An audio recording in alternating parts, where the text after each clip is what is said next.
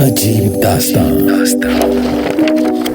जयपुर से दिल्ली का आज का ये सफर कुछ अलग था। मुझे याद नहीं मैंने आखिरी बार विंडो सीट के लिए किसी को इतना पागल देखा हो। तो आज की डायरी एंट्री अपनी इस खिड़की वाली सीट के नाम। दिल्ली 5 घंटे दूर है एंड शताब्दी में आराम से अपनी सीट पर बैठकर कोई सीरीज देखते हुए टाइम कैसे निकल जाता है पता ही नहीं चलता। बैग ऊपर रखकर फोन को साइड चार्ज पर कनेक्ट करके बैठा ही था कि एक आवाज आई। Hi, can you help me please? सच बताऊं, आवाज सुनकर दिल की धड़कन बढ़ सी गई थी एंड जब नजर मिली तो बस 440 वॉट का करंट मुझसे होकर गुजर गया। ऐसा लगा जैसे पेंटिंग है, बेशकीमती या एक सपना है। सॉरी, बट आप मेरा बैग प्लीज ऊपर रख सकते हैं? It's really heavy. Please if you just help me. अरे हाँ प्लीज, लाई। क्या भरा है इसमें? ईंटें? नहीं, इसमें बुक्स हैं, खाना है, अचार के डब्बे हैं, एक पुराना सा कैमरा है और हाँ, कपड़े और शूज तो हैं ही। Alright, I get that. अचार के डब्बे। नाउ लेट मी गेस, माँ का प्यार है ना, दिल्ली साथ आ रहा है। हाय। या आई जस्ट बोर्डेड। साथ वाली सीट पर एक आंटी बैठी है। ठीक है। Okay, bye. आंटी? मैं आंटी तो नहीं दिखता यार। सो सॉरी, वो मेरे एक्चुअली फियांसे हैं, थोड़े प्रोटेक्टिव हैं और फिर बहुत क्वेश्चंस करेंगे। आई वाज कंफ्यूज्ड एंड थोड़ा नाराज भी था। शायद कि ये फियांसे कहां से आ गया। गाड़ी पहले ही निकल चुकी थी तो बस चुपचाप खिड़की वाली साइड आकर बैठ गया। न्यूज़पेपर निकाला और पढ़ना शुरू कर दिया। लिब्रे, आज किसी खास से मुलाकात हो सकती है। ये पढ़ के गुस्सा आया कि मुलाकात हुई भी पर दिल पहले टूट गया। ये इश्क भी क्या बेईमान चीज है ना। कभी कभी दुनिया की सारी डेटिंग साइट्स पर रातों बैठे रहो और एक मैच नहीं होता, और कभी पलक झपकते ही इश्क खुद चलकर सामने आता है और आने से पहले ही अधूरा सा रह जाता है। हॉरोस्कोप, टॉरस का दिन कैसा है वो भी पढ़ दीजिए। टॉरस की न्यू जॉब आनी है, रिलेशनशिप्स में थोड़ा एडजस्टमेंट है और एक आंटी के साथ आज चाय भी ड्यू है। चाय ड्यू है मतलब? डोंट वरी, मजाक कर रहा हूँ। चाय सर्व होगी, साथ ही तो पी रहे हैं। हाय। बस चाय सर्व हो रही है, न्यूज़पेपर पढ़ रही हूँ अभी। ठीक है, बाय। मैंने चाय के 2 कप सामने ट्रे पर रखे, अखबार बंद करके चाय पर फोकस किया। वो अब भी फोन पर किसी को मैसेज कर रही थी and I could see tension तो थी। मैंने उसको 1 कप चाय पकड़ाई और कहा, डोंट वरी, सब ठीक हो जाएगा। इतना स्ट्रेस चेहरे पर नजर आ रहा है यार, एक चाय सब ठीक कर देती है। उसने कप लिया और चुपचाप हम अपनी अपनी चाय में खो गए। मैं खिड़की के बाहर दौड़ती पटरियों को देख रहा था। ट्रेन की रफ्तार बढ़ती गई और साथ साथ कभी सड़क, कभी खेत, कभी आसमान दौड़ते गए। बचपन से मुझे साथ साथ चलते सूरज से रेसिंग लगाना बहुत अच्छा लगता था। ट्रेन की ये यादें हर बार ताजा हो जाती हैं जब भी खिड़की मिल जाती है। क्या हम थोड़ी देर सीट एक्सचेंज कर सकते हैं? मैं खिड़की वाली साइड बैठ जाऊं प्लीज। वेल, खिड़की वाली सीट मोहतरमा कोई नहीं देता, बट फिर आप भी याद रखोगे कुणाल से मुलाकात हुई थी। Thank you, really. I mean, अगर कोई और होता तो मैं शायद पूछती भी नहीं, बट रियली थैंक यू। तो seats exchanged, her body language changed. Photos click कर रही थी, फिर चप्पल उतारकर चौकड़ी मारकर आराम से खिड़की की तरफ मुंह करके बैठ गई। शायद ये भी रियलाइज नहीं कर रही थी कि मैं लिटरली आधी सीट पर बैठा था। पर मुझे अच्छा लग रहा था। ट्रेन चलती गई। मैंने एक बार फिर अखबार उठाया कि पढ़ लेते एंड तभी फोन बजता है।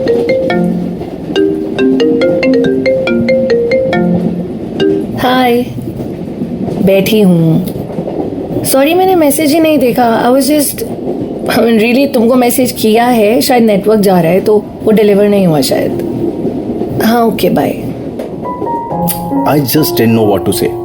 फिर सोचा किसी और के लिए इतना सोच भी क्यों रहा हूँ, और अखबार खोलकर पढ़ने की कोशिश करने लगा। मुझे ना ये खिड़की वाली सीट बहुत पसंद है।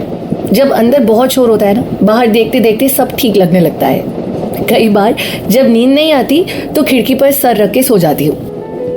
बात करते करते वो वापस सीट पर ठीक से बैठ गई।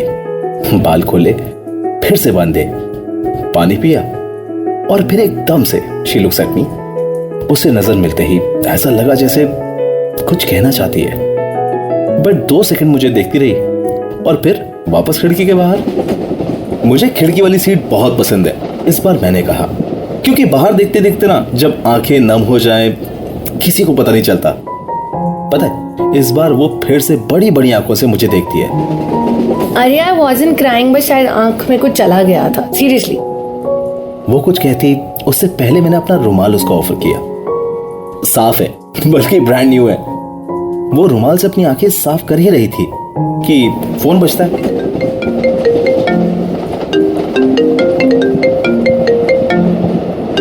हेलो।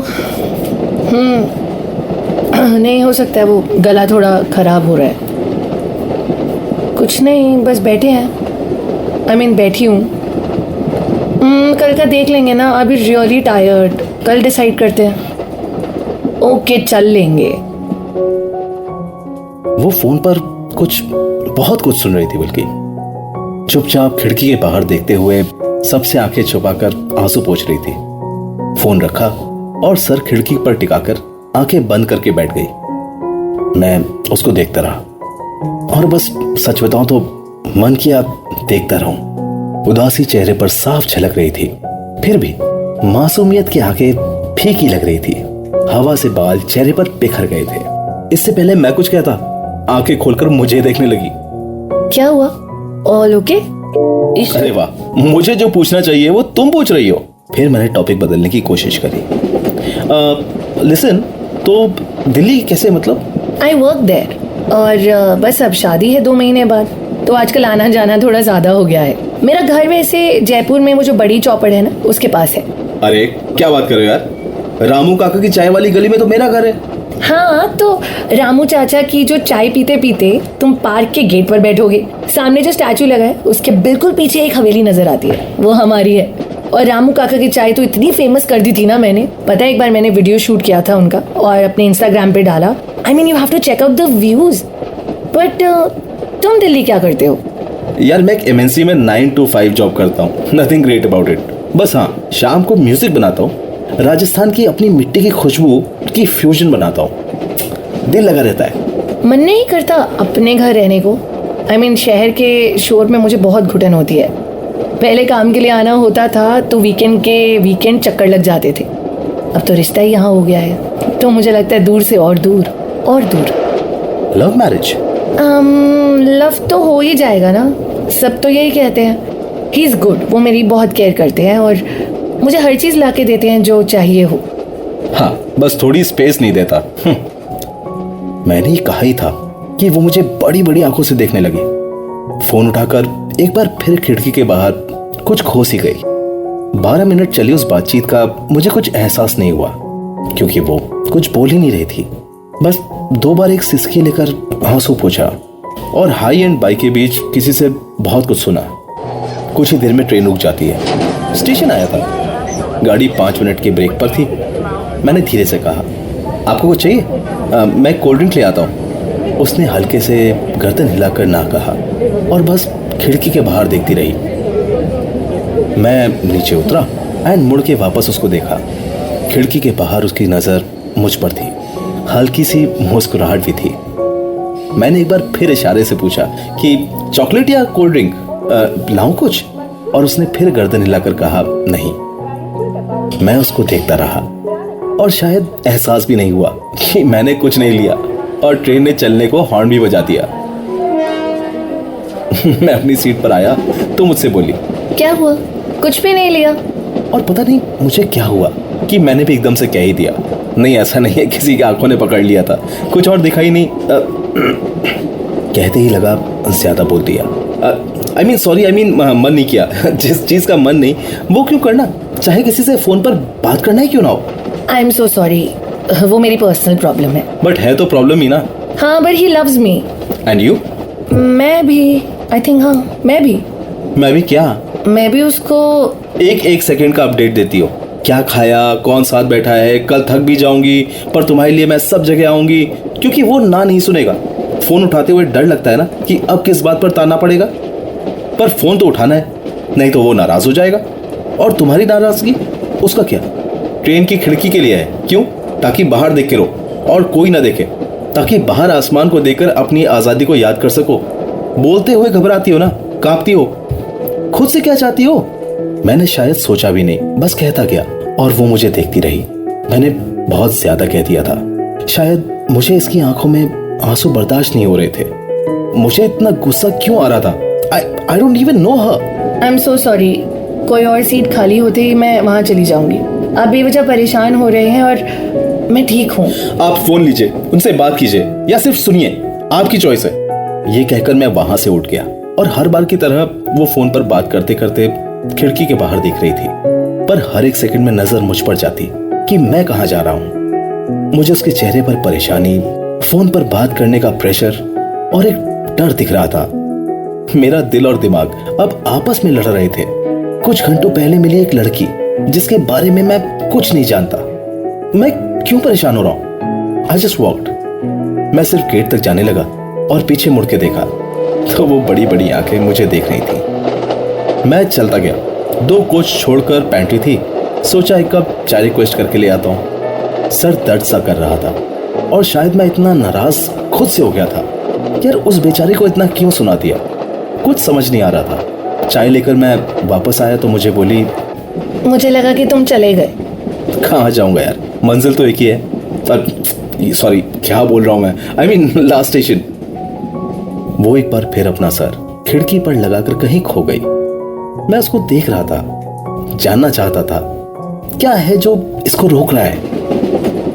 मेरे पेरेंट्स ने उसके पेरेंट्स को वादा किया था एंड हमारी शादी तभी तय हो गई थी जब हम दोनों 11 साल के थे। वो मुझसे काफ़ी बड़ा है और मैं उनकी इज्जत भी करती हूँ। मेरी केयर करते हैं, मेरे लिए हर चीज़ लाते हैं। हाँ हाँ सुन लिया, गिफ्ट्स देते हैं, चीज लाते हैं। अरे बच्ची हो क्या? तुमसे पूछते कि तुम क्या चाहती हो।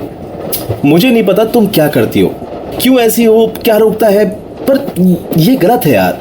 अपनी आवाज, अपनी इंपॉर्टेंस शादी के पहले ही खोती, मतलब शादी के बाद और क्या क्या खोना है। सबको पता है हमारी शादी है। मैं कई बार सोचती हूँ किसी एक स्टेशन पर उतर जाऊँ और कभी किसी को ना मिलूं। कभी कभी खिड़की से बाहर लोगों को देखती हूँ तो ऐसा लगता है जैसे मैं यहाँ कैद हूँ और वो आज़ाद कितने खुश हैं। पर मैं क्या करूँ?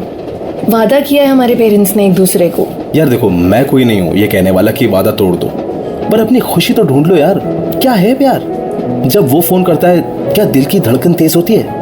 जब वो नजर नहीं आता तो क्या तुम्हारी बड़ी बड़ी आंखें उसको ढूंढती हैं? उसके गिफ्ट्स का पता नहीं, पर क्या उसके करीब आने से सांसें बढ़ती हैं?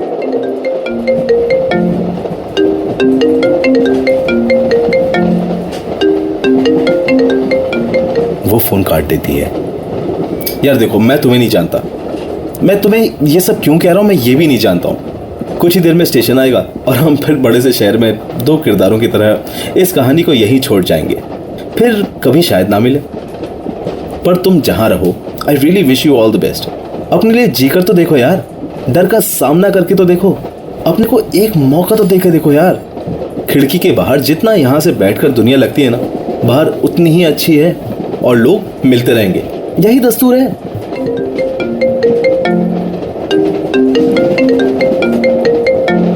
हर फोन रिंग्स अगेन और इस बार वो फोन उठा लेती है।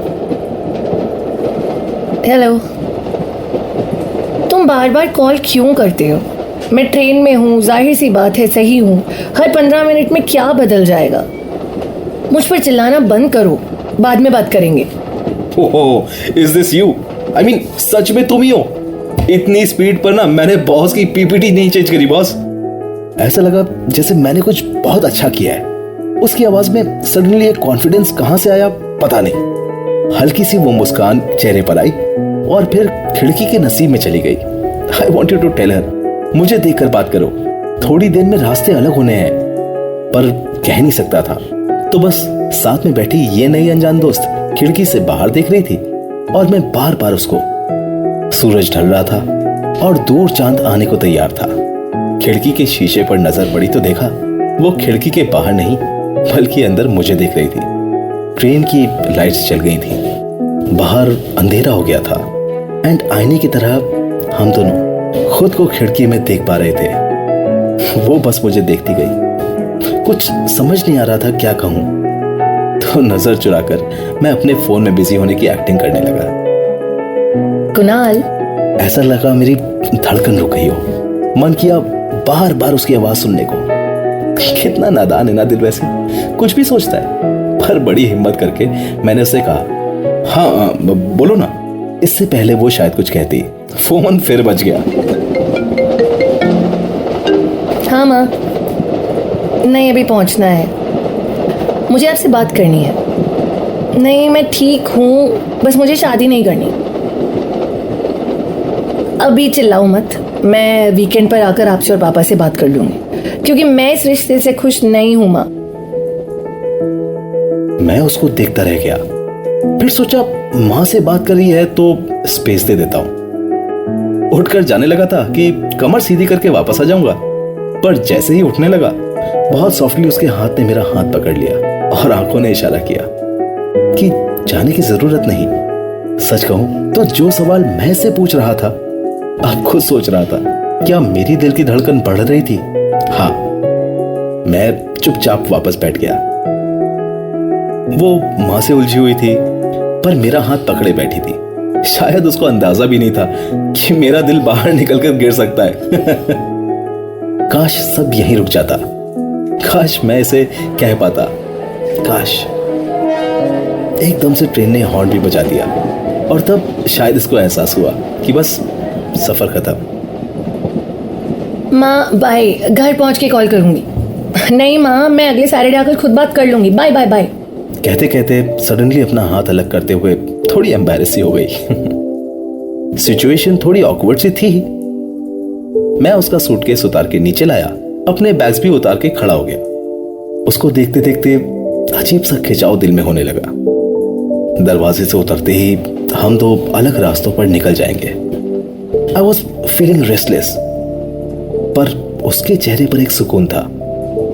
खिड़की के बाहर ट्रेन को रुकते देख रही थी। प्लेटफॉर्म पर शायद कोई लेने आ रहा था, और शायद वही जिसको मैं देखना नहीं चाहता था। मैं भी प्लेटफॉर्म पर खड़े लोगों के चेहरों को पहचानने की कोशिश कर रहा था। वो खिड़की की तरफ देखते देखते ही कहती है, कोई नहीं आ रहा। उस पल मुझे फिर एहसास हुआ वो खिड़की के आईने से मुझे ही देख रही थी, और कहते कहते खिड़की को पर्दे से बंद कर दिया। ट्रेन रुकती है और मैं उसका सामान नीचे रखवा देता हूँ। थैंक यू कुणाल, आप बहुत अच्छे हैं। आज की ये जर्नी मैं कभी भूलूंगी नहीं। शायद मुझे मुझी से मिलवाने के लिए आपको थैंक यू कहना बनता है, सो थैंक यू। कहना तो चाहता था मत जाओ, रुक जाओ, पर जुबान अगर साथ देती तो बात ही क्या थी। हाँ, बस अपना ख्याल रखो और खुश रहो यार। सूटकेस बाहर कैब तक छोड़ दूं? मैं ले चलती हूँ, थैंक यू। ये कहकर हम दोनों साथ साथ चलने लगे। कुछ तो कह, क्या मैं कह दूं? बस इस जद्दोजहद में गेट आ गया और उसने अपने लिए कैब वाले भैया को भी बुला लिया। ध्यान रखना अपना, कहकर मैंने उसका सूटकेस गाड़ी में आके रखा और भैया से कहा, भैया आराम से ले जाना। कैसे इतने सारे शब्द कहीं खोसे गए, कुछ कहने की हिम्मत ही नहीं हो रही थी। कुणाल, आपने मेरा नाम तक नहीं पूछा वैसे। खिड़की वाली लड़की। ये नाम अच्छा लगेगा, दिल में रहेगा। सॉरी अगर मैंने ज्यादा कह दिया हो तो, पर शायद हर बार ट्रेन की खिड़की से तुम याद आओगी। कहते कहते मेरी आंख नम हो गई थी। मत जाओ प्लीज मत जाओ, कहना चाहता था। कैब वाले भैया ने 2 बार हॉर्न बजाया। ट्रैफिक बहुत होता है स्टेशन के बाहर, गाड़ी रुक नहीं सकती, तो बस उसको देखता रहा और वो मुझको, और वो वापस गाड़ी में बैठ गई। मैं गाड़ी को जाते देख रहा था और सोच रहा था कि कभी किसी मोड़ पर वापस मिल पाएंगे। क्या मेरी ट्रेन की खिड़की वाली सीट कभी फिर से इतने जज्बात सुन पाएगी? गाड़ी थोड़े आगे जाकर रुक गई। मुझे कुछ ठीक नहीं लगा। वो गाड़ी से उतर गई और मैं तेज तेज उस तक चलकर जाने लगा। भैया ने उसका बैग भी बाहर रख दिया और चले गए। क्या हुआ, कुछ भूल गए? भूलना नहीं चाहती इसलिए उतर गई। क्या मतलब? आंखों में आंसू तुम्हारे खुद के हैं। बड़ी बड़ी बात तुमने मुझे कह दी, पर ये नहीं कह पाए कि रुक जाओ कृतिका, या 2 मिनट और बात कर लो। रुक जाओ कृतिका, मत जाओ। खिड़की वाली सीट हमेशा तुम्हारी होगी। मैं लगेज भी कैरी कर दूंगा, तुमसे कोई सवाल नहीं करूंगा। कृतिका की आंखों में आंसू थे। ऐसा लगा जैसे ये कब से सुनना चाहती थी।